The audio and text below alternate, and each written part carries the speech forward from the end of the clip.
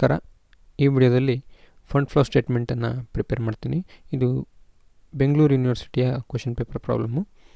The summarised balance sheets of Suma textiles mills limited as on 31/12/2010 and 31/12/2011 are as follows.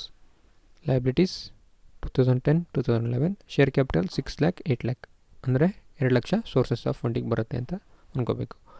General reserve 2 lakh 3 lakh ಇದೆ. 1 ಲಕ್ಷನ transfer to general reserve ಅಂತ fund from operation calculation ಮಾಡುವಾಗ ಪ್ರಾಫಿಟಿಗೆ add ಮಾಡಬೇಕು.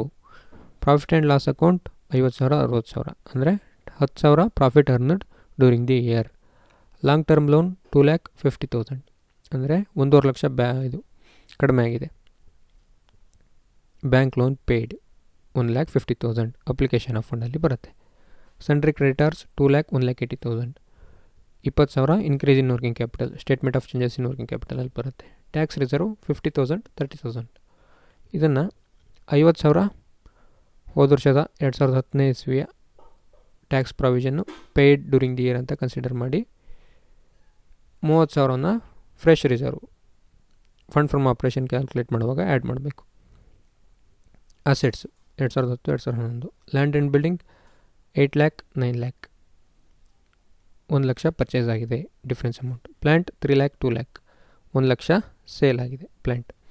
ಇದು depreciation ಅವ್ರು ಕೊಟ್ಟಿಲ್ಲ ಪ್ರಾಬ್ಲಮಲ್ಲಿ. ನಾವು 10% ಅಂತ ಅಸ್ಯೂಮ್ ಮಾಡಿ ಕ್ಯಾಲ್ಕುಲೇಟ್ ಕೂಡ ಮಾಡಬಹುದು, ಆದರೆ ನಾನಿಲ್ಲಿ ಅದನ್ನು ಅಸ್ಯೂಮ್ ಮಾಡಿಲ್ಲ. ನೋ ಡಿಪ್ರಿಸಿಯೇಷನ್ ಈಸ್ ಕನ್ಸಿಡರ್ಡ್ ಅಂತ ನೋಟಲ್ಲಿ ಬರೆದಿದ್ದೀನಿ. ಸ್ಟಾಕ್ 1,70,000 3 lakh, ಇದು statement of changes in working ಕ್ಯಾಪಿಟಲಲ್ಲಿ increase in working capital. Cash at bank 30,000 20,000, 10,000 decrease in working capital. Prepare fund flow statement and a statement showing changes in working capital. ನೋಡೋಣ. Statement of changes in working capital ಅಥವಾ schedule of changes in working capital ಅಂತಲೂ ಬರೀಬೋದು. Particulars 2010-2011, amount in rupees, increase in working capital, decrease in working capital. Current assets stock 1,70,000 ಇದ್ದಿದ್ದು 3 lakh ಆಗಿದೆ, 1,30,000 increase in working capital. Cash at bank 30,000 ಇದ್ದಿದ್ದು 20,000 ಆಗಿದೆ, 10,000 decrease in working capital. Total 2 lakh 3 lakh 20,000. Current liabilities ನೋಡೋಣ. Sundry creditors 2 lakh 1,80,000. Current liabilities ಕಡಿಮೆ ಆಯಿತು ಅಂದರೆ increase in working capital 20,000 increase in working capital. Total 2 lakh 1,80,000. A B ಅಂತ ಹಾಕ್ಕೊಂಡಿದ್ದೀನಿ ಟೋಟಲಿಗೆ. Working capital ಅಂದರೆ current assets minus current liabilities, A minus B. Same ಇದೆ ಇದು, ಕರೆಂಟ್ ಅಸೆಟ್ಸು ಕರೆಂಟ್ ಲಯಬಿಲಿಟೀಸು 2010ರಲ್ಲಿ, ಹಾಗಾಗಿ ಏನೂ ಇಲ್ಲ. 2011ರಲ್ಲಿ 1,40,000 difference, 3,20,000 minus 1,80,000. Changes in working capital ಅಂದರೆ increase in working capital decrease in working capital ಕಾಲಮ್ಗಳ total 1,50,000 10,000. Increase in working capital ಅಂತ ತೊಗೊಂಡೆ. ಹೇಗೆ ಅಂದರೆ ಇನ್ಕ್ರೀಸ್ ಇನ್ ವರ್ಕಿಂಗ್ ಕ್ಯಾಪಿಟಲ್ 1,50,000 ಇದೆ total, decrease in working capital 10,000 ಇದೆ ಟೋಟಲ್ಲು, ಅಂದರೆ ಇನ್ಕ್ರೀಸು 1,40,000 ಅಂತ ಆಯಿತು. ಇದರ difference amount 1,50,000 10,000, 1,40,000 increase in working capital. ಇಲ್ಲೂ ಅಷ್ಟೇ, ವರ್ಕಿಂಗ್ ಕ್ಯಾಪಿಟಲ್ ಈ ಕಾಲಮಲ್ಲಿ ಯಾವುದು ಜಾಸ್ತಿ ಇದೆ ಅದನ್ನೆಲ್ಲ ಹಾಕ್ಕೋಬೇಕು. 1,40,000 ಪ್ರೀವಿಯಸ್ ಇಯರಲ್ಲಿ ಕಡಿಮೆ ತೋರಿಸ್ತಾ ಇದೆ ಬ್ಯಾಲೆನ್ಸು, ಅದಕ್ಕೋಸ್ಕರ ಇನ್ಕ್ರೀಸ್ ಇನ್ ವರ್ಕಿಂಗ್ ಕ್ಯಾಪಿಟಲ್ 1,40,000 ಈ ಥರ. ಈಗ ಫಂಡ್ ಫ್ಲೋ ಸ್ಟೇಟ್ಮೆಂಟ್ ಪ್ರಿಪೇರ್ ಮಾಡೋಣ.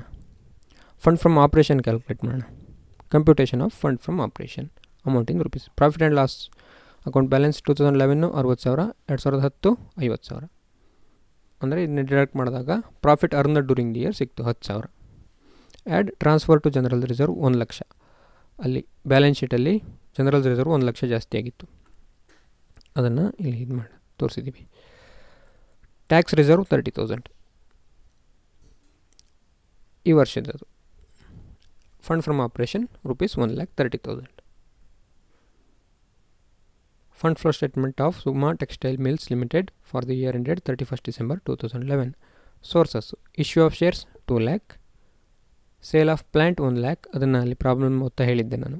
ಫಂಡ್ ಫ್ರಮ್ ಆಪ್ರೇಷನ್ 1,30,000 ಈಗ ಕಂಡು ಹಿಡಿದಿರೋದು.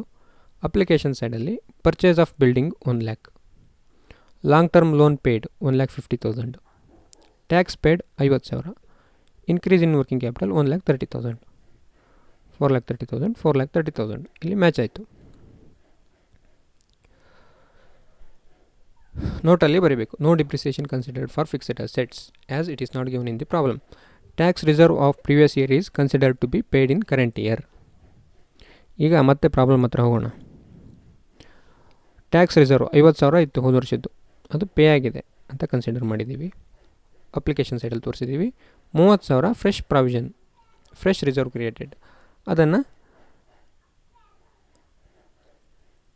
ಫಂಡ್ ಫ್ರಮ್ ಆಪ್ರೇಷನ್ ಕ್ಯಾಲ್ಕುಲೇಟ್ ಮಾಡುವಾಗ ಆ್ಯಡ್ ಮಾಡಿದ್ದೀವಿ ಪ್ರಾಫಿಟಿಗೆ. ಮತ್ತು ಲಾಂಗ್ ಟರ್ಮ್ ಲೋನ್ ಪೇಡು 1,50,000 ಇದರ difference. Issue of shares 2 lakhs, share capital difference sources of ಫಂಡಲ್ಲಿ ತೋರಿಸಿದ್ದೀವಿ. ಮತ್ತು ಲ್ಯಾಂಡ್ ಆ್ಯಂಡ್ ಬಿಲ್ಡಿಂಗು 8 lakh ಇದ್ದಿದ್ದು 9 lakh ಆಗಿದೆ. Purchase 1 lakh application of fund. Plant 3 lakh ಇದೆ 2 ಲಕ್ಷ ಆಗಿದೆ. 1 ಲಕ್ಷ ಡಿಕ್ರೀಸ್ ಆಗಿದೆ, ಅಂದರೆ ಸೇಲ್ ಆಗಿದೆ ಅಂತ ಕನ್ಸಿಡರ್ ಮಾಡಿದ್ದೀವಿ. ನಾವು ಡಿಪ್ರಿಸಿಯೇಷನನ್ನು ಅಸ್ಯೂಮ್ ಮಾಡಿ ಹಾಕಿದರೆ ಆ ಡಿಪ್ರಿಸಿಯೇಷನ್ ಅಮೌಂಟನ್ನು ಫಂಡ್ ಫ್ರಮ್ ಆಪ್ರೇಷನ್ ಕ್ಯಾಲ್ಕುಲೇಟ್ ಮಾಡುವಾಗ ಪ್ರಾಫಿಟಿಗೆ ಆ್ಯಡ್ ಮಾಡಬೇಕು. ಇಲ್ಲಿ ಪರ್ಚೇಸ್ ವ್ಯಾಲ್ಯೂ ಜಾಸ್ತಿ ಆಗುತ್ತೆ ಅವಾಗ. ಈಗ ಪ್ಲ್ಯಾಂಟಿನ ಅಥವಾ ಬಿಲ್ಡಿಂಗಿನ ವ್ಯಾಲ್ಯೂ 10% ಡಿಪ್ರಿಸಿಯೇಷನ್ ಅಂತ ಕನ್ಸಿಡರ್ ಮಾಡಿದ್ವಿ ಅಂತ ಅಂದ್ಕೊಳ್ಳೋಣ. 8 lakhಗೆ 10%, 80,000. 8 lakh minus 80,000, 7,20,000. 7,20,000 return down value ಆಯಿತು. ಅದನ್ನು 9 lakhಯಿಂದ ಡಿಡಕ್ಟ್ ಮಾಡಿದರೆ 1,80,000 ಸಿಕ್ತು ನಮಗೆ. 1,80,000 ಪರ್ಚೇಸಸ್ ಆಗುತ್ತೆ ಅವಾಗ. 1,80,000 ಅಪ್ಲಿಕೇಶನ್ ಆಫ್ ಫಂಡಲ್ಲಿ 1,80,000 ಬರುತ್ತೆ. ಇಲ್ಲಿ 80,000 ನಾವು ಡಿಪ್ರಿಸಿಯೇಷನನ್ನು ಪ್ರಾಫಿಟಿಗೆ ಮತ್ತೆ ಆ್ಯಡ್ ಮಾಡ್ತೀವಿ. ಫಂಡ್ ಫ್ರಮ್ ಆಪ್ರೇಷನ್ನು 80,000 ಇನ್ಕ್ರೀಸ್ ಆಗುತ್ತೆ. ಆಗ ಸೋರ್ಸ್ ಸೈಡು 80,000 ಇನ್ಕ್ರೀಸ್ ಆಯಿತು, ಅಪ್ಲಿಕೇಶನ್ ಸೈಡು 80,000 ಇನ್ಕ್ರೀಸ್ ಆಗುತ್ತೆ. ಈ ಥರ ಆಗುತ್ತೆ. ನೀವು ಎನಿವೇಸ್ ಮಾಡ್ಬೋದು. ಧನ್ಯವಾದಗಳು.